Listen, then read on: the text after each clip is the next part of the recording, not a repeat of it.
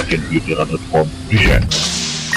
Informasi keagenan dan pemesanan produk Biotera silakan hubungi Asmi Yudianto, nomor HP 085728000074, email cs@agenbiotera.com atau toko@islammarket.net, agenbiotera@yahoo.com atau islammarket@yahoo.co.id. agenbiotera.com present. Di dalam usus itu ada bakteri namanya komensal. Jadi secara normal dia ada, kemudian juga ada bakteri yang patogen. Nah, slide coba. Ini gambarannya. Jadi di dalam usus kita itu ada suatu keseimbangan antara bakteri yang bermanfaat dan bakteri yang patogen atau yang berbahaya atau yang bisa menyebabkan penyakit. Kalau individu atau seseorang itu sehat atau tidak berpenyakit, maka ada suatu keseimbangan antara keduanya. Kalau kita akan sakit atau kita menjadi sakit, maka disebabkan karena terjadi ketidakseimbangan antara populasi atau jumlah bakteri yang baik atau probiotik di situ dan bakteri yang tidak yang patogen atau yang berbahaya. Ini gambaran secara umum. Yang sebelah kanan adalah efek-efek dan juga jenis beberapa bakteri yang bisa menyebabkan sakit. Kemudian yang sebelah timur itu yang menyebabkan stabilitas atau kesehatan kita. Kalau ada terjadi keseimbangan maka kita sehat. Nah, jadi kita tahu bahwa di dalam usus sebenarnya ada kuman. Di dalam usus kita itu ada kuman dalam keadaan seperti biasa itu tidak steril. Nah, ini distribusi kuman di dalam usus kita. Mulai dari pencernaan kita itu mulai dari mulut sampai ke usus besar kemudian ke anus, itu semuanya ada bakterinya. Itulah kenapa misalnya kita waktu bangun tidur tidak ada yang saya pastikan bau mulutnya yang wangi itu nggak ada. Pasti semua bau mulut kita tidak wangi saat bangun tidur ataupun puasa. Karena di situ produk yang dihasilkan oleh bakteri dalam usus kita itu menghasilkan satu produk yang menyebabkan bau.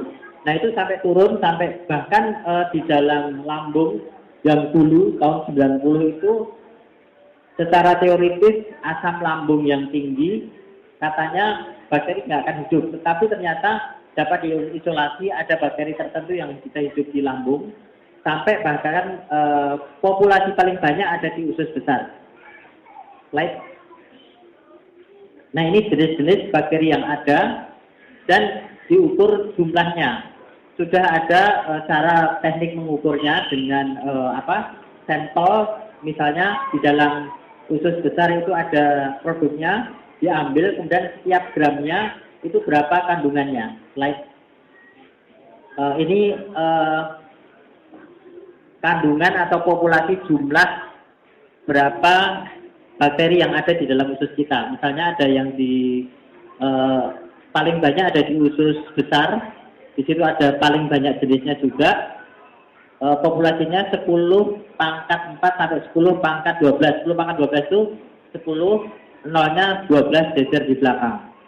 Setiap mili, jadi 1 mili kita ambil sekitar 2 tetes cairan di dalam usus besar. Kalau diperiksa bakterinya sebanyak itu. agenbiotera.com present. Nah ini salah satu jenis bakteri yang diambil. Bentuknya seperti itu dengan mikroskop elektron. Nah dari sekian banyak tadi ada beberapa yang dominan. Yang pertama, Lactobacillus acidophilus. Ini adalah bakteri yang dominan di dalam usus yang bermanfaat. Dia berperan mempunyai, kenapa dia dinilai memberikan manfaat di dalam tubuh kita atau tidak menyebabkan pesakit, karena dia bisa berperan sebagai antibiotik. Jadi di dalam usus itu antara bakteri satu dengan bakteri lain saling memakan. dia memproduksi namanya laktosidin dan acidofilin, dan dialah yang memakan bakteri salmonella. Itu misalnya untuk penyebab tipes, E. coli untuk diare, dan Staphylococcus juga bisa untuk menyebabkan diare. Slide. Nah ini yang kedua adalah golongan atau genus Bifidobacterium. Ini juga sebabnya macam-macam, perannya macam-macam. Dia bisa memperlancar pencernaan dengan memproduksi laktosa. Kemudian dia juga menfermentasi serat. Jadi kalau kita makan serat itu bahan atau bentuk struktur fisik dan kimia yang tubuh kita tidak bisa mencerna secara sempurna. Buktinya kalau kita makan sayur, mungkin di fetus kita itu masih ada hijau-hijaunya atau serat-seratnya, itu karena memang tubuh kita tidak bisa mencerna secara sempurna.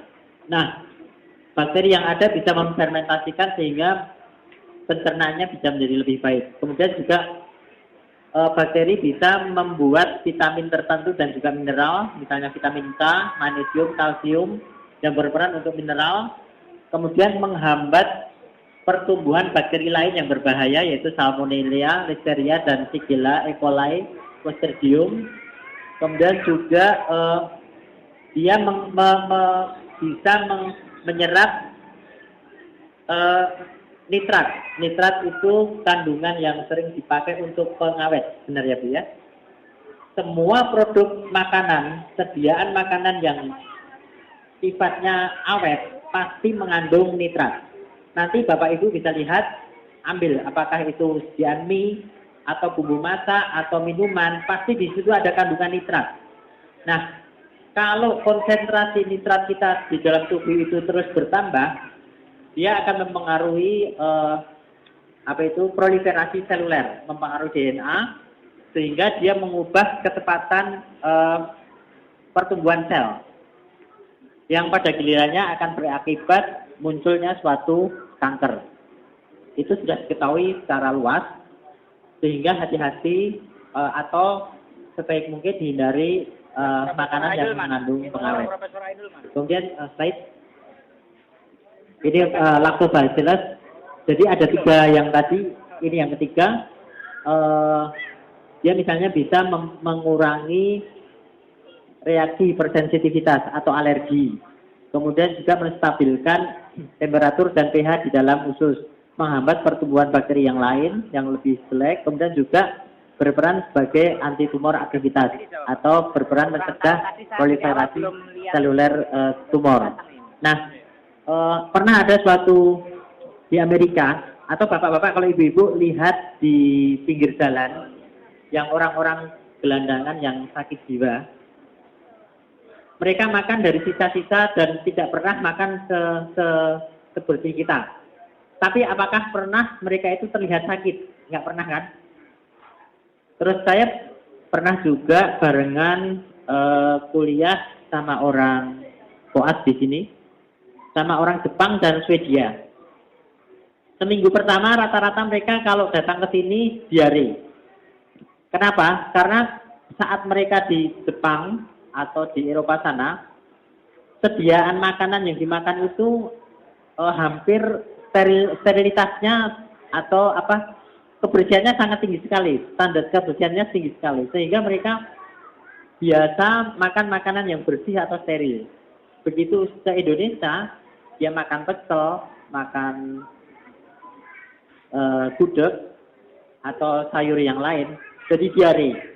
Kenapa? Karena kebiasaan steril dengan beda dengan kita yang makan sudah terbiasa dengan itu sejak kecil. Itu ternyata kita yang sudah terbiasa terkontaminasi bakteri dan tubuh kita sudah teradaptasi, itu bisa mencegah hal-hal yang seperti itu. Termasuk tadi yang gelandangan, dia terbiasa dengan kotor, di dalam ususnya itu sudah termodifikasi bakteri-bakteri prebiotiknya itu lebih bagus, sehingga dia lebih tidak rentan terhadap sakit. Nah, atas dasar ini ada seorang ahli di Amerika yang mengeluarkan hipotesis namanya hygiene hypothesis, atau bahwa pertumbuhan atau status imunitas individu atau seseorang itu ternyata bisa dibangkitkan dari ketidakbersihan atau kekotoran itu tadi. agenbutera.com present. Karena dengan pelan-pelan tubuh kita akan mengalami suatu adaptasi, mekanisme adaptasi yang pada akhirnya meningkatkan status imunitas kita, status kekebalan tubuh kita terhadap sakit. Nah, termasuk kita kalau misalnya waktu kecil pasti anak-anak itu senang main tanah, pasir. Itu ternyata jangan dilarang sesering mungkin. Tapi ya terus jangan dibiarkan jorok ya. Maksudnya ternyata dengan bermain kotor itu juga akan membangkitkan bakteri yang ada di tangan yang kemudian sedikit tertelan dalam tanda kutip, terus jangan makan tanah ya, dibiarkan makan tanah ya. Itu juga akan membangkitkan imunitas kita.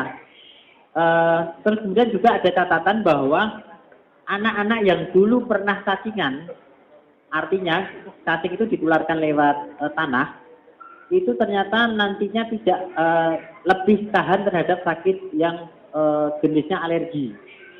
Atau orang yang anak-anak yang waktu kecilnya itu sering jaga kebersihannya mudah terkena alergi. Itu bukti jadi suatu penelitian yang diikuti secara ke depan. Nah, dengan demikian ternyata bahwa secara ilmiah ada peran lain selain yang kita tidak duga sebelumnya, suatu bakteri yang biasanya kita kenal sebagai kuman yang berbahaya, ternyata ada yang bermanfaat. Nah, dari beberapa jenis bakteri tadi ada 3 hal yang besar itu, dan ini ada yang jenis bakteri lain yang banyak juga berperan di dalam tubuh kita yang dalam jumlah yang sedikit. Kemudian ini dari beberapa tadi sudah diketahui di Jepang, kemudian di Eropa, terutama Jepang yang banyak dan awal, meskipun pertama kali ditemukan di Rusia kalau nggak salah. Ada 3 kelompok besar ini yang banyak dipakai untuk dimanfaatkan. Sesudah kita ketahui bahwa kuman ada yang bermanfaat, kemudian diambil dan diteliti untuk kemudian dimanfaatkan. Ada Lactobacillus species, Bifidobacterium, dan Streptococcus species. Nah, ini rangkuman secara umum bagaimana efek terhadap kesehatan dari probiotik. Misalnya di usus, dia memproduksi laktose, kemudian mengurangi konstipasi. Konstipasi itu gebelen bahasa Jawanya. Kalau kita susah buang air besar, itu bisa berarti kita kurang probiotik. Kemudian juga memperbaiki kolitis. Kolitis itu sejenis penyakit yang kita itu kalau sering buang air besar yang tidak bisa ditahan. Hampir seperti diare dalam jangka waktu yang lama. Kemudian immune system effect maksudnya meningkatkan sistem kekebalan tubuh kita melalui ada teman saya yang teman kuliah barengan, dia sudah meneliti tentang peran probiotik terhadap penyakit infeksi di mana probiotik berperan dalam meningkatkan status imunitas seseorang.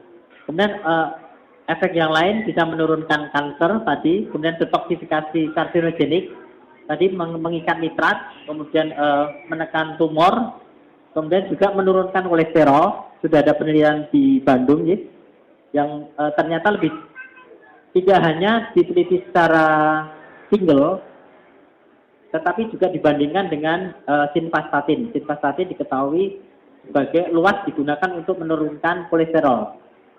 Saya menggunakan simvastatin hampir setiap hari di poliklinik, meresepkan hampir setiap hari itu sekitar 50. Untuk menurunkan kolesterol butuh waktu 2-3 bulan. Jadi kalau saya memberikan resep simvastatin, saya akan mengecek kadar kolesterolnya itu sesudah 2 atau 3 bulan. Kenapa? Kalau 1 bulan saya belum bisa melihat efeknya. Tetapi dalam penelitian yang tadi saya baca, dengan probiotik yang ada bisa menurunkan dalam 28 hari secara bermakna. Kemudian slide. agenbutera.com present. ini secara global dari ringkasan yang tadi bahwa probiotik hampir beberapa banyak bermanfaat untuk kesehatan kita. Baik. Nah, ini salah satu bagian bagaimana probiotik atau bakteri yang bermanfaat itu bisa mempengaruhi kesehatan atau melindungi usus kita. Dia bisa meningkatkan produksi imunoglobulin. Imunoglobulin itu zat kimia yang ada di dalam tubuh kita yang bisa bermanfaat untuk memakan bakteri. Kemudian dia berkompetisi dengan bakteri yang patogen atau yang berbahaya. Dia bisa langsung memakan dengan memproduksi enzim yang dua macam tadi yang dia langsung melisiskan. Kemudian dia juga meningkatkan produksi lendir. Jadi mulai dari mulut sampai ke usus di dalam lapisan sebelah dalam itu ada namanya lapisan mukosa atau lapisan lendir. Itu bermanfaat untuk mencegah invasi atau kuman itu tidak masuk ke dalam usus sehingga masuk ke dalam peredaran darah. Nah, kalau muskin atau mukosa atau selaput lendirnya itu tipis, maka bakteri akan mudah masuk. Nah, probiotik meningkatkan produksi mukosanya. Slide. Ini bukti penelitian yang sudah dilakukan seantero Eropa, Amerika, dan juga Jepang. Slide.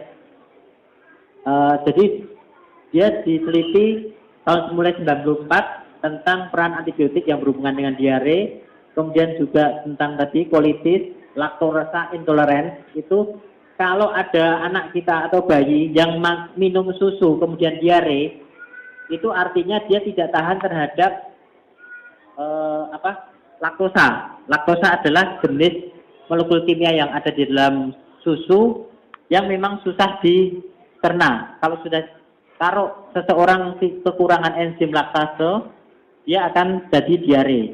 Pengobatan yang paling tepat adalah hentikan dulu susunya, baru diberikan anti diarenya. Nah, probiotik ternyata bisa memperbaiki ini. Kemudian juga antivirus, kemudian diare, kemudian juga Clostridium. Clostridium itu jenis, kalau makanan kaleng itu sudah basi, maka dia akan mengandung Clostridium botulinum. Nah, itu yang sangat berbahaya. Slide. Ini bukti-bukti yang lain. Kemudian slide lagi. Nah, ini banyak sekali slide. Ini juga, ini malah dalam kasus operasi besar. Ada operasi pengambilan liver atau hepar atau hati, kemudian juga beberapa operasi besar di perut yang dipakai di dalam pengobatan disertakan probiotik. Slide. Kemudian bagaimana sediaan yang ada di dalam pasar atau sediaan bebas yang ada. Probiotik dijual secara bebas tanpa harus resep dokter dalam bentuk macam-macam. Slide. Kalau mungkin yang sudah kita kenal, misalnya di situ ada Yakult, itu dari Jepang. Nah, di dalam setiap sediaan, misalnya ini ada produk Biotera, masing-masing pasti mencantumkan jenisnya. Dengan demikian kita akan tahu, kita bisa memilih jenis mana yang bermanfaat atau mana yang mau kita ambil. Tadi di depan sudah saya sampaikan bahwa probiotik itu macamnya banyak, tetapi ada 3 hal yang besar, 3 kelompok besar, famili yang besar, kemudian ada kelompok kecil yang lain. Nah, kalau mengandung bakteri yang 3 besar tadi, berarti sediaan itu atau produk itu baik untuk kita pakai. Jadi ini contoh-contoh yang ada. Slide. Ini juga slide. Ini juga di India. Slide. Nah, ini juga menyertakan lebih banyak dan juga kandungannya. Kandungan setiap milinya itu mengandung berapa. Kemudian juga sediaan probiotik yang dijual itu ada 3 bentuk. Pertama, bentuk yang serbuk atau biasanya digabung dengan fos atau misalnya dalam bentuk susu. Kemudian ada bentuk yang cair. Kemudian ada bentuk yang makanan. Misalnya juga yogurt termasuk misalnya. Nah, itu ada 3 sediaan itu. Jadi bakterinya memang dikemas untuk tidak mati. di dalam suatu kemasan tertentu, misalnya Yakult yang sering kita kenal atau ini, kemudian itu memang kita minum, kita makan bakterinya itu, untuk kemudian dengan harapan di dalam usus akan kita ambil manfaatnya. Slide. Agenbutera.com present. Nah, mungkin dari hal-hal yang banyak tadi muncul dalam benak kita apa saja yang berkaitan dengan probiotik. Slide. Yang pertama, kalau kita ternyata sekarang sudah sadar bahwa probiotik bisa dikonsumsi untuk kita. Nah, sediaan apa yang paling bagus? Apakah sediaan yang langsung bentuk bakteri? Misalnya, kalau Bapak Ibu yang putranya pernah diare dan mendapat resep Lacto-B atau saset, nah itu sediaannya dia langsung bakteri, maka bisa kita pakai. Tapi ternyata kalau di Amerika antara sediaan makanan dengan sediaan yang langsung itu lebih bagus yang mengandung dicampur dengan makanan, karena antara makanan yang ada dengan bakteri itu akan terjadi suatu simbiosis tersendiri yang menimbulkan suatu kondisi lingkungan atau environment-nya yang bisa langsung dipakai manfaatnya. Tetapi ada keunggulan lain yang bentuk sediaan tertentu tadi, itu biasanya ditambahkan zat-zat yang misalnya ada kalsium, protein, atau bahan lain yang bisa bermanfaat untuk meningkatkan efektivitas dari probiotiknya. Misalnya sediaan yang ini saya kurang tahu, mungkin nanti Ibu Nafi akan lebih menjelaskan sediaan tambahan apa yang bisa meningkatkan pengayaan dari fungsinya. Slide. Dan pertanyaan yang kedua mungkin juga yang muncul di benak kita, sampai kapan kita itu bisa mengkonsumsi probiotik? Pasti kita akan nanya, apakah kita pas sakit saja atau pas ngerasa kayak mau sakit, orang Jawa bilang greges-greges, atau malah pas sakit berat. Nah, sebenarnya secara umum kalau di Indonesia masih menganut kedokteran barat ya, obat itu ada 3 macam.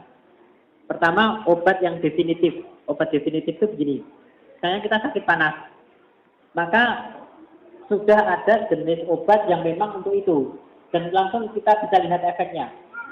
Minum paracetamol atau Bodrex atau apa, ya Thermorex, Thermagon, ya langsung hilang, langsung bisa dilihat.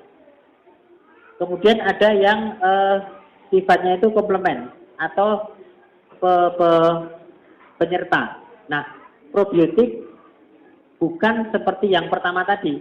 Misalnya kita diare, kok langsung dikasih probiotik, bukan langsung kita lihat nanti sembuh, bukan seperti itu. Jadi makanya kalau misalnya kita atau mungkin melihat ada yang saat tertentu menderita sakit berat, bukan tidak untuk dianjurkan minum secara tunggal probiotik sebagai obat, karena itu tadi sifatnya dia komplement atau penyerta, penyempurna. Kemudian yang ketiga adalah istilahnya jamu ya. Di dalam khasanah terapi Indonesia ada jamu yang memang secara klinis belum dibuktikan secara laboratoris dan klinis kemampuannya, sehingga kalau kita minum jamu-jamuan itu untuk tidak dianjurkan dalam saat kita sedang sakit berat. Nah, berapa lama, kembali ke pertanyaan, kita boleh minum? Di Amerika karena bahwa probiotik itu bisa menjaga status kekebalan tubuh kita, bisa menjaga kesehatan usus kita secara terus-menerus, maka tanpa efek samping ya, maka anjuran yang diperbolehkan boleh diminum selama semau kita, karena dengan adanya probiotik itu akan ada suatu keseimbangan tersendiri, tidak akan ada misalnya overdosis, komplikasi, efek samping. Nah itu yang di situ disarankan. Sengaja ini saya ambil dalam bahasa Inggris untuk tidak saya terjemahkan, karena ini memang saya ambil referensinya dari Amerika yang asli dari sana, kalimatnya juga seperti itu. Slide. Kemudian berapa dosis yang harus kita pakai. Nah, tidak ada patokan yang spesifik untuk dosis tertentu karena setiap tadi sediaan itu mengandung kandungannya berbeda-beda. Jumlah setiap milinya berbeda-beda dan juga jenisnya beda-beda. Makanya mestinya kalau perusahaan probiotik itu jujur, pasti dia akan mencantumkan kandungannya, jenisnya dan seberapa yang harus kita minum. Slide. Kemudian di samping memang ada sediaan yang asli, apa saja makanan-makanan tertentu yang lain yang bisa untuk baik sebagai media probiotik. Di situ ada yogurt, ada susu, kemudian juga beberapa misalnya ada wortel yang disebutkan, sereal, kemudian juga beberapa sayuran tertentu.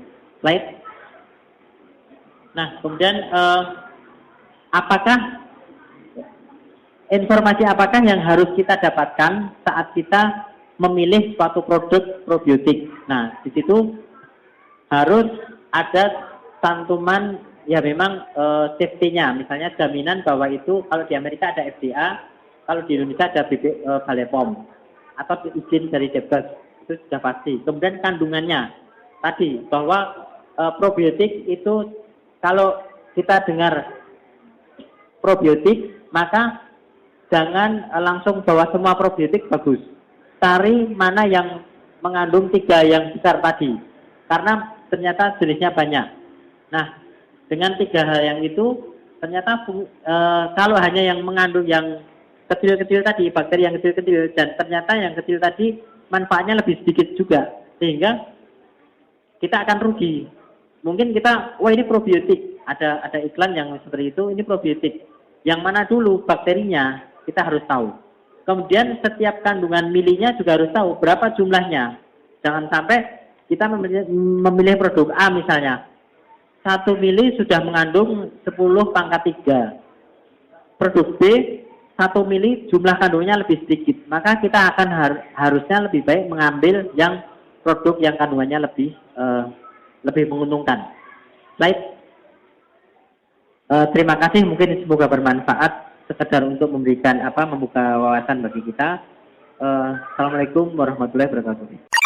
Informasi keagenan dan pemesanan produk Bioterra silakan hubungi Asmi Yudianto, nomor HP 085728000074, email cs@agenbioterra.com atau toko@islammarket.net, agenbioterra@yahoo.com atau islammarket@yahoo.co.id. agenbioterra.com present.